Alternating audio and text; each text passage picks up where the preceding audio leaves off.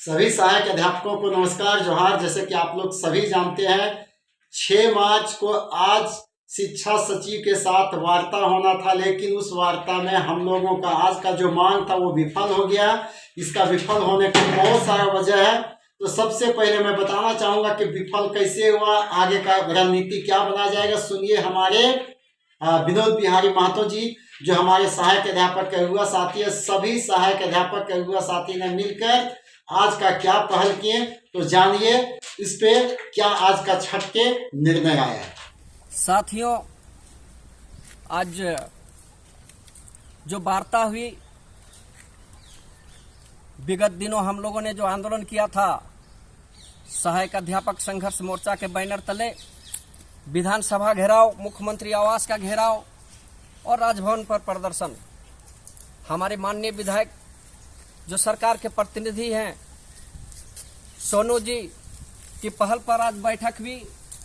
राजनीतिक उथल पुथल के कारण बीच में नहीं हो पाया, लेकिन आज का वार्ता में साथियों हम लोगों ने जो अपना पक्ष रखा, कुछ लोगों ने वेतनमान की पर तो हम सभी लोग अड़े हुए थे कि सबों को 62,000 परिवार को वेतनमान मिले, लेकिन कुछ हमारे साथी लोग जो कोर्ट की शरण में गए हुए हैं उनकी भी चर्चा हुई।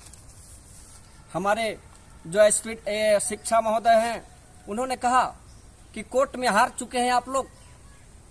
हमें लगा और महसूस हुआ हमें कि कोर्ट में जाना ही गलत कदम था, चूंकि हमारा इतना बड़ा समूह आंदोलित हैं और संगठित भी हैं, फिर भी हम लोगों ने उस पर दबाव बनाया।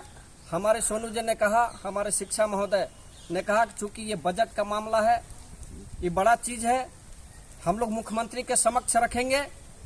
साथियों, आप लोग को हम बताना चाहेंगे कि लोकसभा चुनाव भी नजदीक है, आचार संहिता भी लगने वाला है।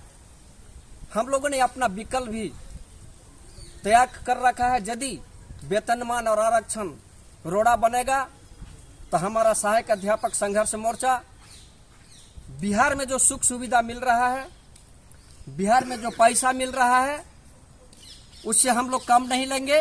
और हमें लगता है कि इस पर पहल भी हो रही है समतुल्य मानदेय पर, और हम लोग का ये रणनीति भी है कि लोकसभा चुनाव के बाद 2 माह के बाद यदि सरकार इस पर पहल नहीं करती है, हमें नहीं लगता है, चूंकि ये सरकार का सार्थक पहल चल रहा है, आंदोलन का जरूरत पड़ेगा, लेकिन आंदोलन का भी जरूरत पड़ेगा तो हम लोग एक बैनर तले आंदोलन की घोषणा करेंगे। जो ईपीएफ है सरकार, ये ईपीएफ हम लोग का है, अनुकंपा को शिथिल करने की बात है, उस पर भी उन लोगों ने सार्थक पहल किया, इस पर वो लोग काम करेंगे। साथ साथ अनुकंपा पर हुआ कि उसको हम लोग शिथिल करेंगे।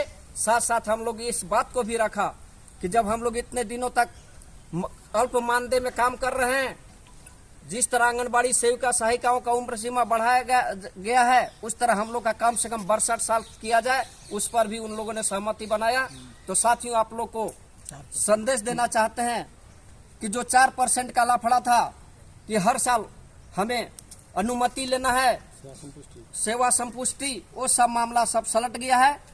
आप सबों से आग्रह होगा कि सहायक अध्यापक संघर्ष मोर्चा पर विश्वास करें। हमारे सभी प्रतिनिधि मौजूद थे, हमारे विकास चौधरी जी, ऋषिकेश पाठक जी, हमारे सिद्दीकी जी, सुशील कुमार पांडे जी, डे जी, सुमन जी और सिंटू सिंह जी, बिलाल जी, ऋषिकेश पाठक जी, तमाम हमारे जो संघर्ष मोर्चा के प्रतिनिधि हैं, हम लोगों ने मजबूती के साथ सभी साथियों ने विचार रखा। और हम लगता है कि शिक्षा सचिव और जो भी हमारे प्रतिनिधि थे माननीय, तो जैसा कि आप लोग सुन चुके हैं कि विनोद बिहारी महतो जी ने क्या बोले, किस तरीके से पहल किए हैं। आगे का न्यूज मैं आपको लेटेस्ट न्यूज दिखाऊंगा। तब तक आप यदि सब्सक्राइब नहीं किए तो please subscribe my YouTube channel.